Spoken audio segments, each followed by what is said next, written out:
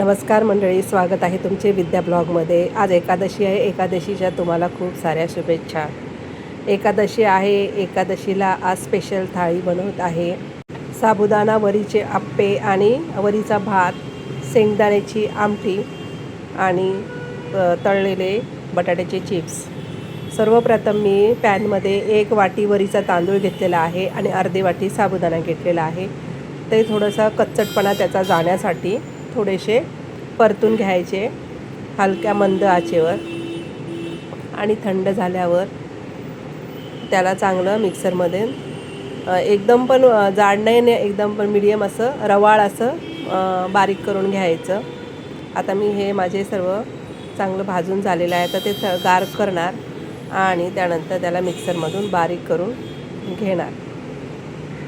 एकादशी म्हटलं की एक म्हण आहे बघा, एकादशी आणि दुप्पट खाशी। तशाच प्रकारचा उपवास असला की उपवास असला की उलटं आपलं जास्त खाणं होतं, की आपण सर्व उपवास आहे म्हणून खातो। आणि एकादशीला तर आपण साबुदाणा कोण खिचडी बनवतं, कोण साबुदाण्याचे वडे बनवतं, कोणी डोसे बनवतं, वरीचे डोसे बनवतं। वरीला भगर पण म्हणतात आणि वरीचे तांदूळ पण बोलतात। आता इथे मी ते सर्व बॅटर थंड झाल्यावर मिक्सरमधून बारीक करून घेतलेलं आहे। अर्धी वाटी त्यामध्ये मी दही घातलं आणि त्याला चांगलं ग्राइंड करून घेतलेलं आहे। आता त्यामध्ये थोडंसं मीठ आणि चिली फ्लेक्स घातलेलं आहे।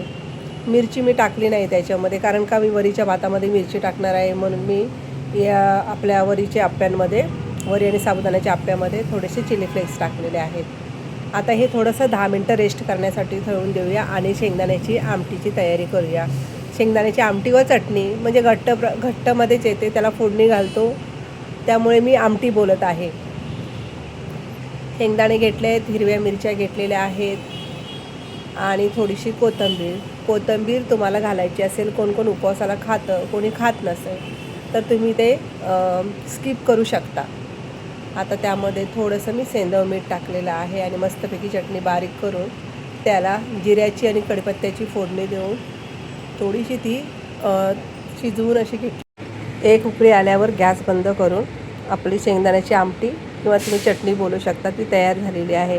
आता हे आप्याचं बॅटर आहे, त्यामध्ये मी शेंगदाण्याचं कूट टाकलेलं आहे थोडंसं, आणि थोडा खाण्याचा सोडा टाकून ते थोडं फर्मेंटेड व्हायला, म्हणजे थोडंसं चांगलं फ्लफी होतं, यासाठी मी थोडंसं पाणी टाकून ते चांगलं ढवळून घेतलेलं आहे।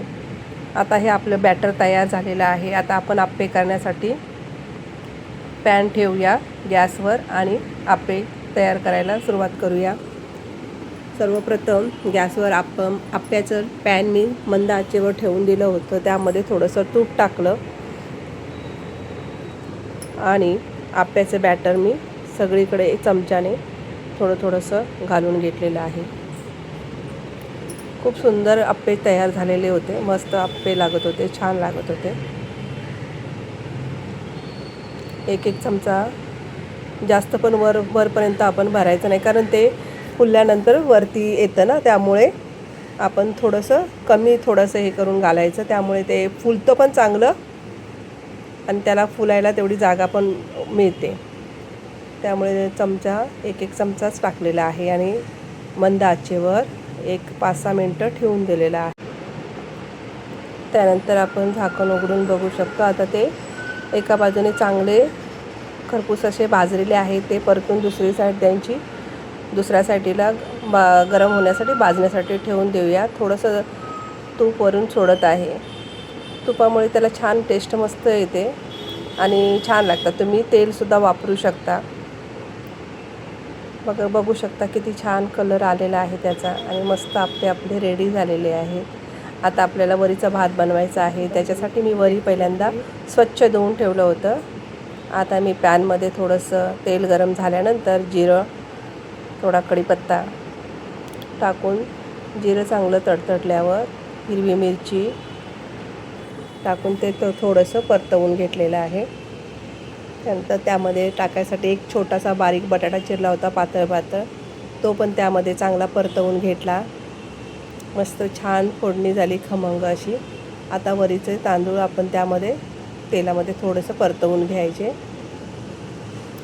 त्यामुळे त्याचा कच्चापणा असतो तो निघून जातो आणि भाताला थोडं स्मेल येतो. नाही तर असंच टाकले तर आपण तेलामध्ये परतल्यावर त्याचा वास निघून जातो आणि छान लागतो. भात पण मोकळा मोकळा होतो. आता मी त्याला चांगलं परतवणार थोडा वेळ आणि त्यामध्ये पाणी टाकून थोडा वेळ त्याला वाफेवर शिजू देणार. आणि वरीचा भात पटकन होतो आणि खायला पण टेस्टी लागतो. त्यामध्ये थोडंसं मीठ, साखर तुम्ही टाकायची असेल तर टाकू शकता, नाहीतर स्किप केली तरीही चालेल. आता त्याला मी वाफ आणण्यासाठी झाकण ठेवून दिलेलं आहे. एक 5-7 मिनटानंतर बघू शकता आपला भात कसा मस्त छान अगदी व्यवस्थित फळफळीत असा झालेला आहे, मोकळा मोकळा झालेला आहे बघा. सुंदर असा भात तयार झालेला आहे.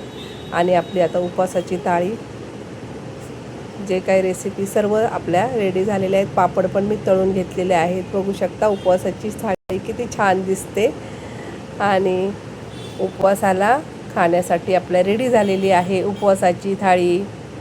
तुम्हाला माझी ही रेसिपी आवडली असेल तर लाईक करा, कमेंट करा, शेअर करा, सबस्क्राईब करायला चला तर मग गरमागरम चहासोबत आपली ही उपवासाची आषाढी एकादशीची थाळीचा स्वाद घेऊया. तुम्हाला माझ्या नवीन नवीन रेसिपी पाहायच्या असेल तर कमेंटमध्ये मला नक्की सांगा. चला सर्वांनी काळजी घ्या. सर्वांना श्री स्वामी समर्थ.